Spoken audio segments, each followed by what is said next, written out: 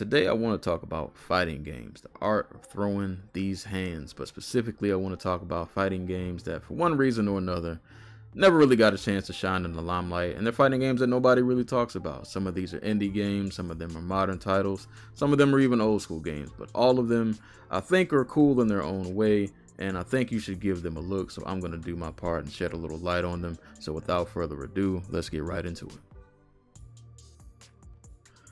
Chaos Code New Sign of Catastrophe was originally an arcade game that was developed by FK Digital and published by Arc System Works. It has a dope 2D art style, some slappers on the soundtrack, and when it comes to the actual combat, they do a few things differently to stand out from other fighting games. The fighting in general feels good, combos string together nicely, special moves for the most part are visually appealing, and the inputs for the special abilities aren't anything too crazy. If you've played games like Guilty Gear or any of the other Arc System games, you'll feel right at home with this. But what I really like about Chaos Code is the bit of customization that they give you. So when you first select your character before each match, you'll get to pick 2 skills from a list of 4 that you can add to your base moveset, in the moves that you already have. Now, some of these will be special attacks, anti-air, anti-ground, reversals, so on and so forth. So it kind of gives you flexibility on what moves you like to add to your arsenal. Maybe you want to exploit a certain matchup. If you do a mirror matchup, y'all don't necessarily have to have the same moves. Or maybe you just want to pick a move because you just think it looks cool. And also you can change how your character kind of moves, whether you want them to do a hop step or you just want them to run. So this can affect whether you want to have more of a rush down approach, or maybe you want to be more methodical with your spacing. So maybe you just want to do the hop step. But I like that customization, that just different feel that you can give to your characters and kind of tailor that to how you want to play. Chaos Code has a roster of 15. There's some really unique characters in here, including a chef named Bravo who can toss you and cook you in a wok. And we have a brother and sister duo, Kate and Sith, who can smack you up with these ballerina tag team moves that they're doing. For replay value, you got a few extra modes outside of arcade, like survival and mission mode. And then there's also, a gallery where you can purchase, artwork, and also boss versions of each characters. And the boss versions don't have to pick from a list of moves because they get all the moves, so they're way stronger than their normal counterparts. So you kind of have that going as far as replayability. But yeah, I thought this game was really dope, man. I have a lot of fun playing this. So if you like 2D fighting games, you like Arc Systems games, and you have not tried Chaos Code, give this one a try. Pocket Bravery is a passionate indie love letter to some of the classic fighters that we grew up playing. Now, admittedly, this game is a little rough around the edges, especially with performance crashes, at least on the Switch build, and just little quality of life things like in the story mode. Cutscenes are just absurdly long and you can't skip them, which is very annoying. But in terms of the gameplay, I think there's a lot to like here, and especially if you just want to play the single player, there's enough here to sink your teeth into, even if you don't, get involved with the online community. We've got a full-fledged story mode that gives you all the background and lore that you need for all the characters. Arcade mode, of course. You got extra modes that you can purchase through the gallery via in-game currency. There's a pretty in-depth combo factory mode to help you practice combos and even try to create your own combos to kind of figure out what works and what doesn't. Got some tutorials, training, everything that you need, all of the essentials, plus a few bonus things are here in terms of single player content. Gameplay wise, this does lean a little more towards the hardcore fighting fans as opposed to casuals. Not saying that a casual can't learn it, but expect a learning curve here. But as far as systems go, we got things like the elemental gauge, which you'll see at the bottom, that is to the side of your meter. That's tied to a lot of what you can do in this game. It's tied to elemental attacks, which are kind of stronger versions of your regular moves.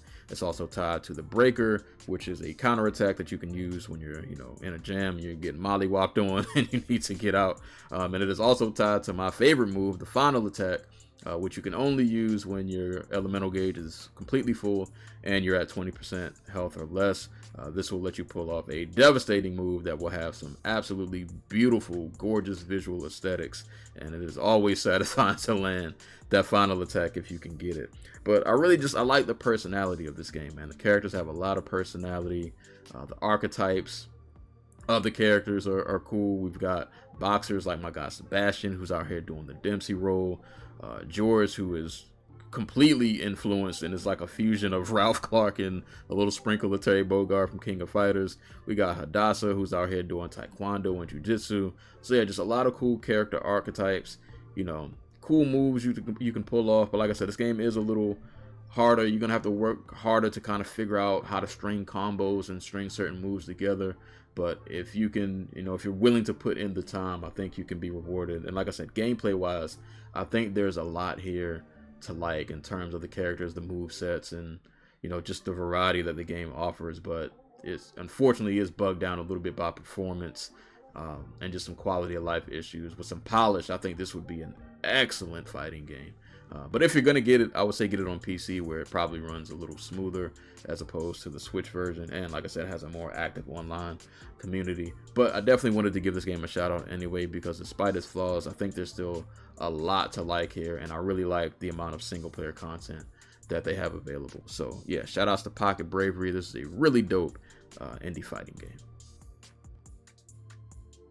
Going from the complete inverse, from a hardcore fighting game to something that is super casual, so much so casual that it even says it in the Steam description that this was made for casual game fans and not intended for hardcore fighting game players. But this is Shaolin Vs Wutang 2, and I won't spend too much time on this because I did a full review of this game, which I will leave a link to in the description below.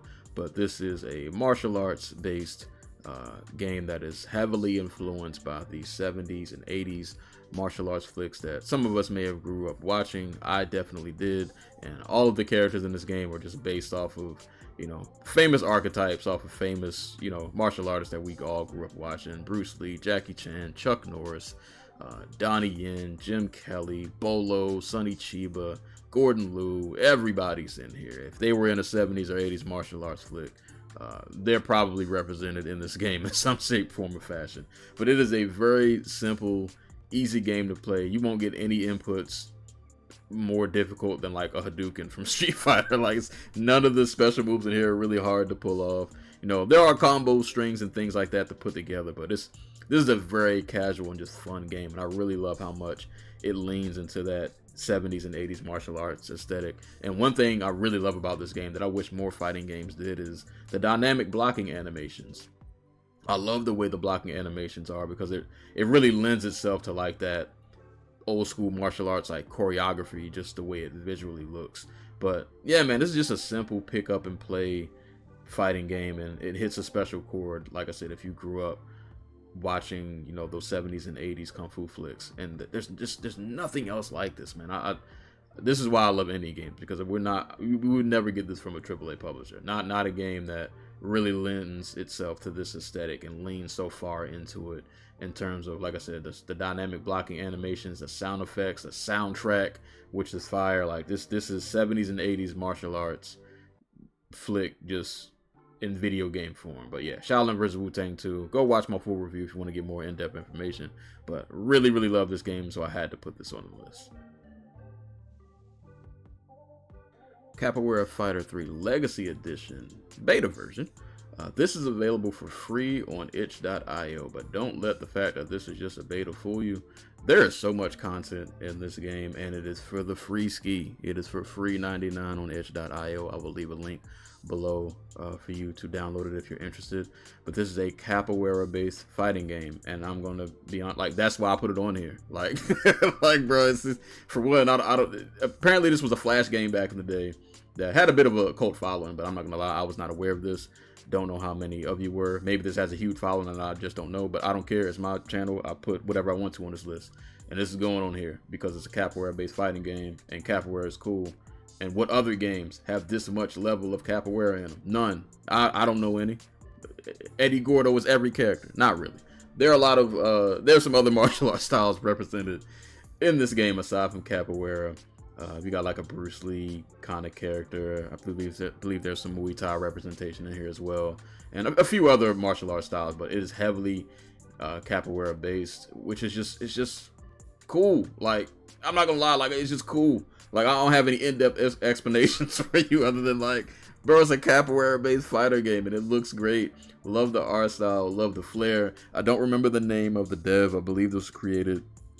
I believe it was created by Bunko. But yeah, I think it was a single person. I could be wrong, but I believe the person was an actual martial artist, and they drew heavily from Brazil in terms of inspiration for the game, in terms of like the art direction and things like that.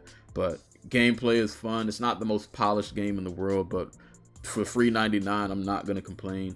And the amount of single player content, there are so many different modes in here, just very random modes like Ring of Fire and just a lot of just random stuff that you can do. But I'm always for single player modes and fighting games, and like devs who actually put work into the single player mode to give players just something more to do other than a story mode or an arcade mode. And there's so much more here to chew on, which is like a lot of these AAA devs have no excuse as to why their fighting game should not have more to do outside of an arcade or story mode. This indie dev put so much love and work into this, and like I said, for the free 99, I will not complain. This game's fun, combos are fun to pull off, and it's Capoeira, bro. It's Capoeira. I'm gonna leave a link in the description below if you want to check this out for free 99. But yeah, this is Capoeira Fighter 3 Legacy Edition. Check this out, man. It's free. You can't lose nothing but time, but I think you'll enjoy it. Dengeki Bunko Fighting Climax is a weird little random fighting game that was a crossover between Sega and the light novel imprint Dengeki Bunko. Now, I did a full review of this game on the channel, which I will leave a link to below, so I won't spend too much time on this. But this is a decent, pretty basic 2D fighting game. Nothing really too in-depth here in terms of mechanics or gameplay or inputs. I feel like this is definitely something a casual fighting game player could get into, you know, pick up. You can button mash and kind of figure some things out, and even once you start figuring out the inputs, there's nothing really too crazy going on. If you played something like Street Fighter, or really for me, this gave me Under Night In-Birth vibes. This feels like a very stripped back version of Under Night In-Birth, but there's nothing too complicated going on here. Most things you got to worry about, you have an assist character, so you know you have that kind of like tag feature going on, and then you also have what's called the trump card mechanics, which are the red and blue icons you see right above the meter. The red one pretty much triggers like a really strong attack. Sometimes it'll be an overhead. You can use it to get out of a jam if you're losing. And the blue ones just kind of trigger special attributes, some of which I believe will let you cancel moves into each other that you normally couldn't cancel into each other. But outside of that, nothing too crazy. I feel like for me, the joy of this game just comes from the very random roster. I wasn't really familiar with any of these characters, but it's a roster that I feel like most of these characters should not be in the same game, but that's kind of why I like it.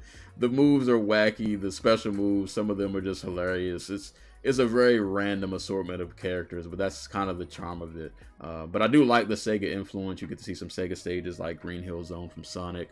Akira from Virtual Fighter is one of the guest characters, and he actually translates very well to a 2D character. And Selvaria from Valkyrie Chronicles, which is a game I've never played, but she has made me a fan because she is a beast in this game. But yeah, it's a very cool, just really easy to play casual fighting game that I just wanted to give a mention. But if you want more in-depth, look at it, watch my full review. I'll leave a link to that in the description below. But yeah, Dengeki Bunko Fighting Climax, just wanted to give this a mention. Random little 2D fighting game that kind of got lost in time that I just wanted to bring up.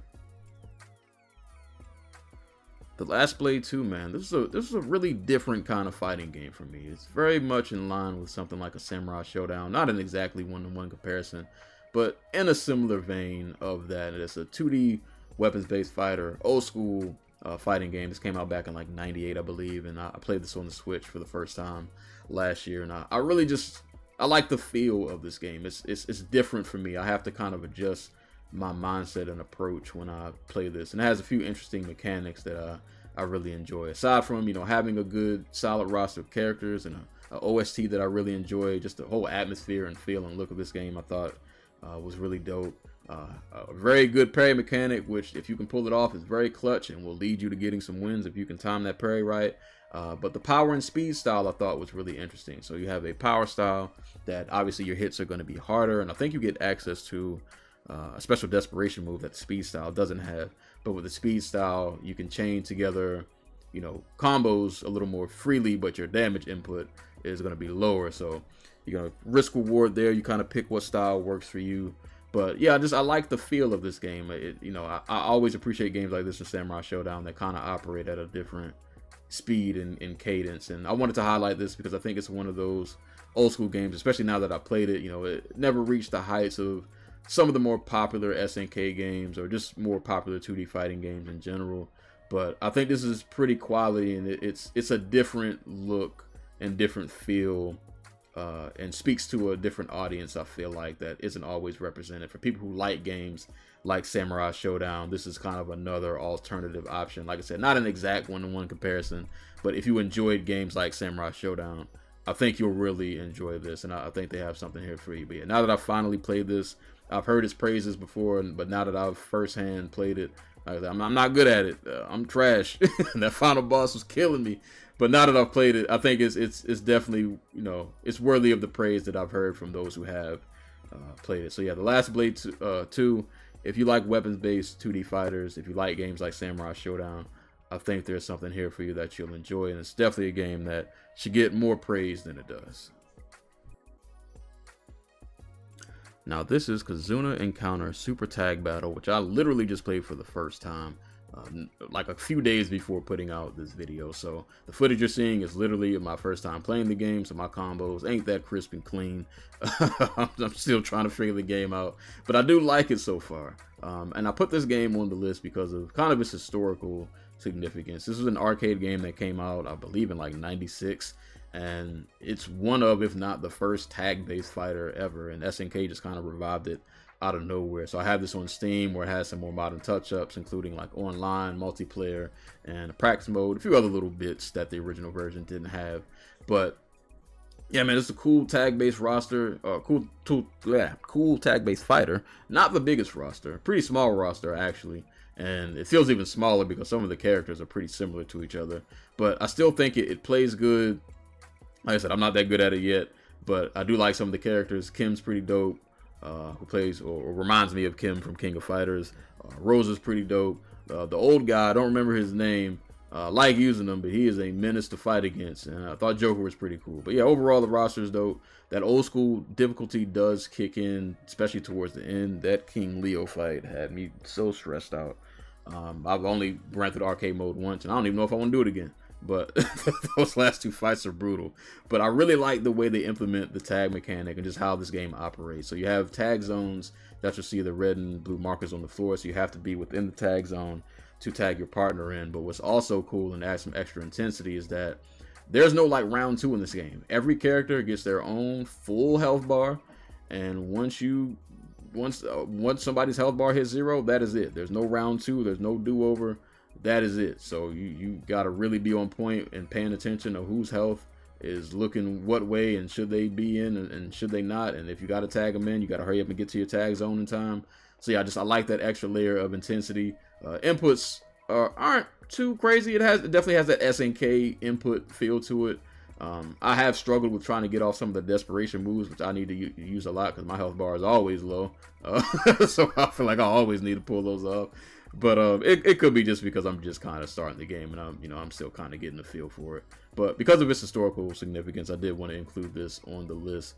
And like I said, this is one of those not random, but just not a game that I expected SNK to revive out of nowhere. But it is like a little piece of gaming history, and it's one that I think more people should know about. So shout out to Kizuna Encounter Super Tag Battle. If you like tag-based fighting games, give this one a look.